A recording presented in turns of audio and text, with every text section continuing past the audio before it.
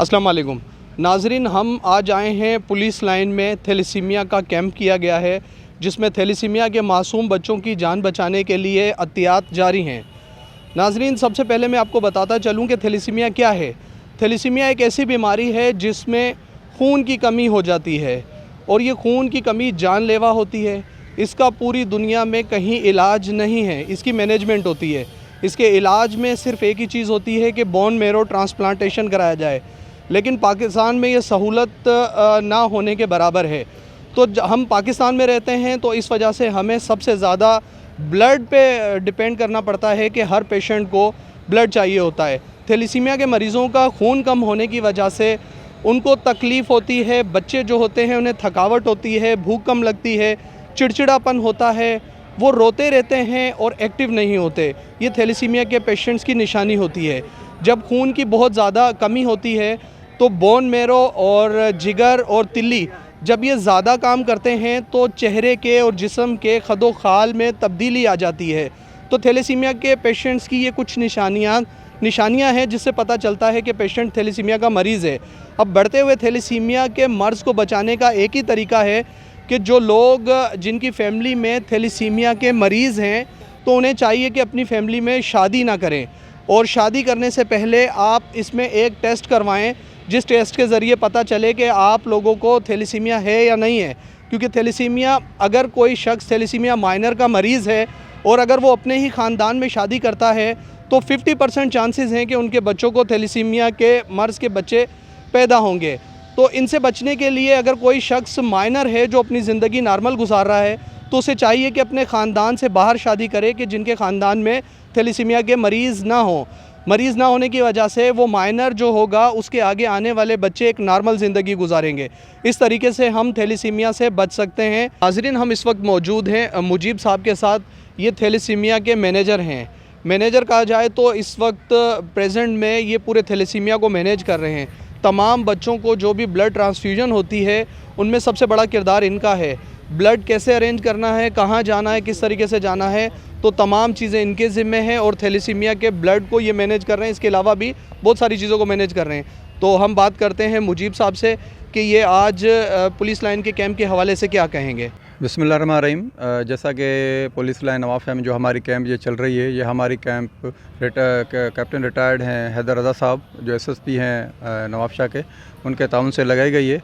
और हमारे पास जो थैलेसीमिया के बच्चे हैं वो तकरीबन 2500 से ज़्यादा रजिस्टर्ड हैं, और उनमें से हर रोज़ जो हमारे पास बच्चे आते हैं तकरीबन 100-150 पेशेंट आते हैं। उनको वहाँ पे फ्री में ब्लड, दवाइयाँ, खाना पीना और हर एक चीज़ वहाँ पे उनको फ्री ऑफ कास्ट फराहम की जाती है। मगर ब्लड आपको पता है कि एक ऐसी चीज़ है जिसको हम कहीं से अरेंज नहीं कर सकते, ना इसकी फैक्ट्री है, ना कोई और जगह है जहाँ से हम इसको ख़रीद के इन बच्चों को लगाएं। तो इन मासूम बच्चों के लिए हमारे ब्लड डोनेशन कैंप्स काफ़ी शहरों में, गाँव में पुलिस ट्रेनिंग जो सेंटर होते हैं, और उसके अलावा जो पुलिस लाइनें होती हैं, जेल होते हैं, यूनिवर्सिटीज़ होती हैं, वहाँ पे हमारी ब्लड डोनेशन कैंप्स लगती हैं।